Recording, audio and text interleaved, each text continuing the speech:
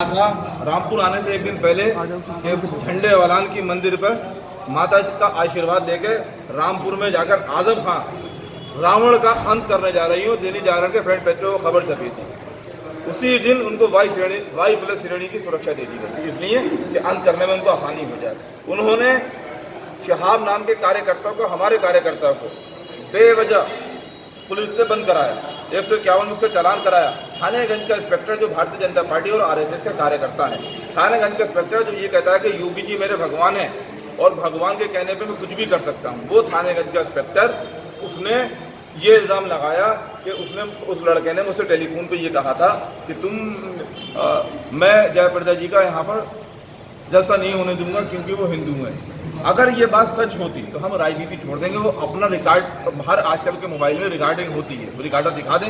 लेकिन क्योंकि वो आरएसएस के कार्यकर्ता हैं, भारतीय जनता पार्टी के कार्यकर्ता हैं, उसको बंद कर दिया 151 में।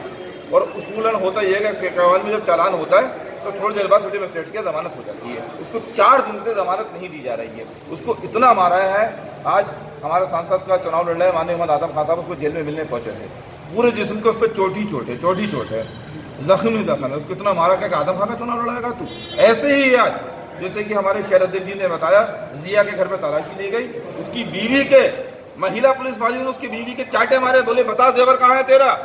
उसके मासूम बच्चों का आप हाल देखिए, आप हमारे साथ चलिए अभी देखना आप।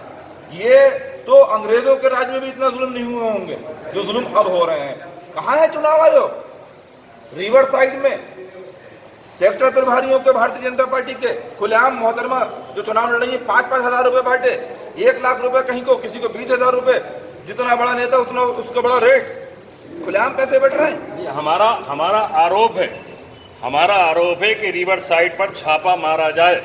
क्यों नहीं मारा गया?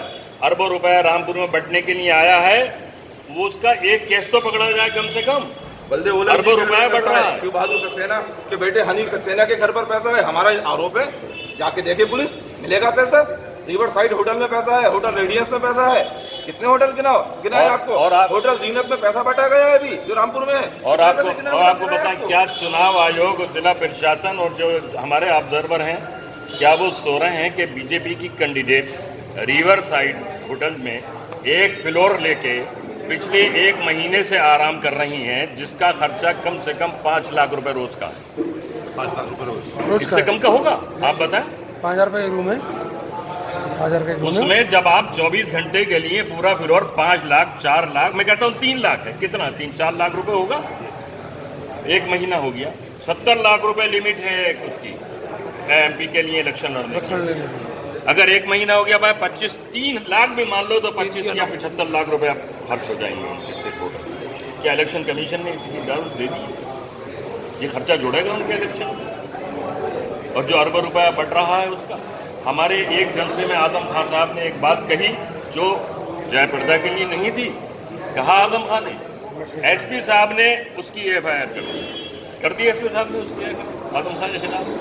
हम एक डेलीगेशन लेके 3 महीने पहले एसपी साहब से मिले थे। हमने अमर सिंह के इस बयान की कि 150 लोग मेरे साथ रामपुर आए थे। जब अमर सिंह रामपुर आए थे 3 महीने पहले, तो उनका ये बयान सोशल मीडिया में आया कि उनकी वीडियो चली, टीवी पे आया कि मैं रामपुर गया था 150 बंदूकों के साथ। आजम खान अगर मेरे सामने आते तो मैं छल नहीं कर देता। ये बयान दिया हमने, उसका प्रिंट बयान, उसकी सीडी एसपी साहब के ऑफिस में देखा है। एसपी साहब ने FIR नहीं। क्या यही देश का कानून है? ऐसे चल आज आपके 3 दिन पुराना आज तक का इंटरव्यू मालूम है?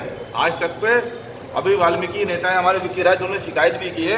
ये कहा कि अकेले जी ने मुलायम सिंह जी को, उसके आगे का शब्द मैं कहूँगा तो मेरे खिलाफ अभी तक मुकदमा भी हो चुका होता, मेरे घर की तोड़फोड़ भी हो चुकी होती, मुझे जेली भेजा जा चुका होता, और हो सकता है चुनाव आयोग तो मेरे फांसी का भी ऐलान कर चुका होता। लेकिन अमर सिंह जी कुछ नहीं करा। हम बहुत दिनों से जिला प्रशासन की ये ज्यादती बर्दाश्त कर रहे हैं। हम बराबर शिकायतें कर रहे हैं, लेकिन आज जिला प्रशासन ने जो काम किया है वो सारी हदें पार कर गई हैं। हमारा सारे कार्यकर्ता अपने को असुरक्षित महसूस कर रहे हैं। पता नहीं किसके घर में कब पुलिस घुस जाए। महिलाएं सुरक्षित है? अब कहाँ महिला का सम्मान? एक महिला के घर में तोड़फोड़ की गई, उसको मारा गया, अब कहाँ महिला सम्मान? मोहतरमा जो महिलाओं की बात करती हैं वो ये कराएंगी वो रामपुर की औरतों को जलील कराएंगी वो। अब कहाँ है महिला सम्मान? चुनाव आयोग को तुरंत इसका संज्ञान लेना चाहिए ताकि रामपुर का चुनाव जो अभी 4 दिन रह गए हैं ये शांति के माहौल में हो जाए।